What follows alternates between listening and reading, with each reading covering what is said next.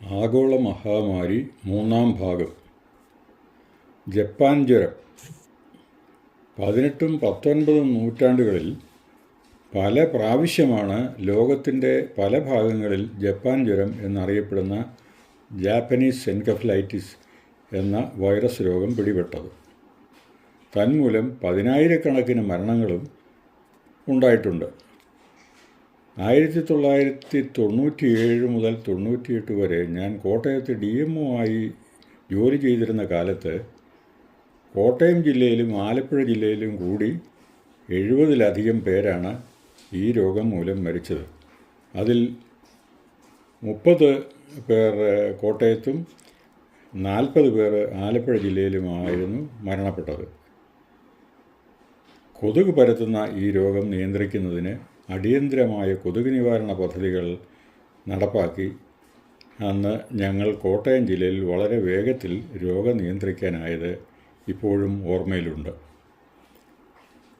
അവിടുത്തെ health ഡിപ്പാർട്ട്മെൻറ്റിലെ staff ഒത്തൊരുമിച്ച് പ്രവർത്തിച്ചതിൻ്റെ ഫലമായിട്ടാണ് കോട്ടയം ജില്ലയിലും ആലപ്പുഴ ജില്ലയിലും വളരെ വേഗത്തിൽ തന്നെ ഈ രോഗം പടരുന്നത് തടയാൻ ഇടയാക്കിയത്.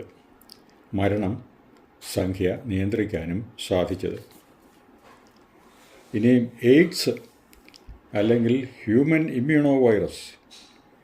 ഇതിൻ്റെ പേര് സൂചിപ്പിക്കുന്നത് പോലെ തന്നെ ഈ വൈറസ് രോഗം ഒരു കാലത്ത് ലോകത്തെ മുഴുവനും ഭീതിയുടെ മുൾമുനയിൽ നിർത്തിയിരുന്നു. 1976 കോങ്കോ റിപ്പബ്ലിക്കിലാണ് ഈ രോഗം ആദ്യം കണ്ടത്. അന്ന് അതിവേഗത്തിൽ അതൊരു ആഗോള രോഗമായി വ്യാപിച്ചു. ഇത് 10 വർഷമെങ്കിലും നിന്നു അക്കാലത്ത്. അതിലൂടെ കുറഞ്ഞത് 36 മില്യൺ ജീവനുകളാണ് നഷ്ടപ്പെട്ടത്.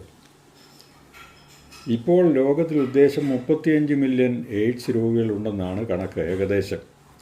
ഇതിലധികവും സബ് സഹാറൻ ആഫ്രിക്കൻ മേഖലയിലാണ്. 2005നും 2012നും ഇടയിൽ ലോകമാസകലം മരണം 1.5 മില്യനായിട്ട് കുറഞ്ഞു. എല്ലാ രോഗങ്ങൾക്കും ജീവിതശൈലിയുമായി ബന്ധമുണ്ടാകാമെങ്കിലും HIV പോലെ ഇത്രയധികം ജീവിതശൈലിയുമായി ബന്ധപ്പെട്ട മറ്റൊരു രോഗം, പ്രത്യേകിച്ച് മറ്റൊരു വൈറസ് രോഗം ഒരിക്കലും ഉണ്ടായിട്ടില്ല. ഒരാളുടെ വ്യക്തിത്വവും ലൈംഗിക സ്വഭാവവുമായി ഇടകലർന്നു നിൽക്കുന്ന രോഗമാണിത്. ഇനി വൈറസുകളെ പൊതുവായിട്ട് പറയാം. എന്താണ് വൈറസ്? മൈക്രോസ്കോപ്പിൽ കൂടി മാത്രം കാണാൻ കഴിയുന്ന, രോഗിയുടെ ശരീരത്തിന് വെളിയിൽ വരാൻ കഴിയാത്ത പ്രത്യേകതരം രോഗാണുക്കളാണ് വൈറസുകൾ. ജീവനുള്ള ശരീരകോശങ്ങളിൽ മാത്രമേ ഇവയ്ക്ക് വളരാനും വംശവർധന നടത്താനും കഴിയുകയുള്ളൂ. വൈറസുകൾക്ക് മനുഷ്യൻ്റെ ചരിത്രത്തോളം പഴക്കമുണ്ടാകാം. എങ്കിലും ഡിമിട്രി ഇവാനോവിസ്കിയാണ് 1892 പുകയിലയിൽ നിന്ന് ആദ്യമായി വൈറസ് കണ്ടുപിടിച്ചത്. RNA-യുടെയും DNA-യുടെയും ജീനോമിനെ ഒരു പ്രോട്ടീൻ കവചം കൊണ്ട് പൊതിഞ്ഞ സഞ്ചരിക്കുന്ന ജീൻ കഷണങ്ങളാണ് വൈറസുകൾ. രോഗിയുടെ ശരീരകോശങ്ങളിലേക്ക് ഇതിൻ്റെ DNA RNA അംശങ്ങളെ കടത്തിവിട്ട് അതിൻ്റെ ദോഷഫലം കോശങ്ങളിൽ പ്രകടമാക്കുമ്പോഴാണ് രോഗം ഉണ്ടാകുന്നത്.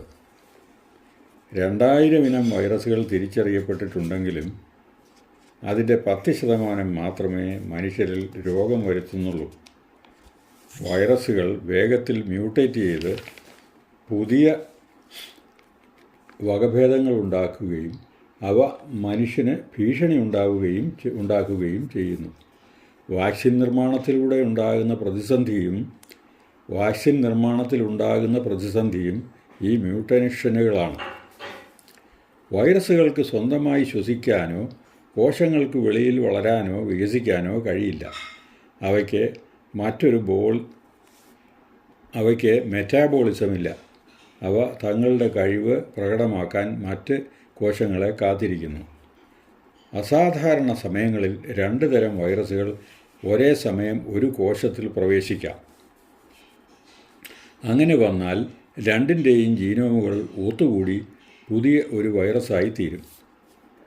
കൂടുതൽ ശക്തനായിരിക്കും അവൻ എന്ന് മാത്രം. വൈറസുകളേക്കാൾ ചെറുതും ശക്തനുമായ ഒരു രോഗാണു ഇതുവരെ കണ്ടുപിടിക്കപ്പെട്ടിട്ടില്ല. വൈറസ് രോഗങ്ങൾ ചികിത്സിക്കുമ്പോൾ ശ്രദ്ധിക്കേണ്ട ചില കാര്യങ്ങളുണ്ട്, അത് പറയാം. 1. കൃത്യമായ രോഗനിർണയം. 2. മരുന്നുകളുടെ പാർശ്വഫലങ്ങൾ നന്നായി അറിഞ്ഞിരിക്കണം. അവയുടെ കൃത്യമായ ഡോസ് നിർണ്ണയിക്കണം. മരുന്നുകൾക്ക് റെസിസ്റ്റൻസ് പവർ ഉണ്ടോ എന്നറിയണം. 3. വൈറസിൻ്റെ കൂട്ടത്തിൽ ബാക്ടീരിയയും ഫംഗസുമൊക്കെ ഉണ്ടോ എന്നറിയണം. 4. വൈറസ് മ്യൂട്ടേഷനെ പറ്റിയുള്ള അറിവുണ്ടാകണം. 5. രോഗിയുടെ രോഗപ്രതിരോധ ശേഷി അറിയണം. ഉദാഹരണമായി അർബുദമുള്ളവർക്ക് പ്രതിരോധ ശക്തി കുറയും. അവയവം മാറ്റിവെച്ചവർ, കടുത്ത പോഷകാഹാരക്കുറവുള്ളവർ, സ്റ്റെം സെൽ ട്രാൻസ്പ്ലാന്റ് ചെയ്തവർ എന്നിവർക്കും പ്രതിരോധ ശേഷി കുറയും. 6. മരുന്നുകൾ ചികിത്സയ്ക്കും രോഗപ്രതിരോധത്തിനും ആവശ്യമായി വരും. രോഗലക്ഷണങ്ങൾ കണ്ടില്ലെങ്കിലും സ്വാബ് പരിശോധനയിലും രക്തം പരിശോധനയിലും രോഗമുണ്ടെന്ന് കണ്ടാൽ മരുന്ന് നൽകേണ്ടി വരും.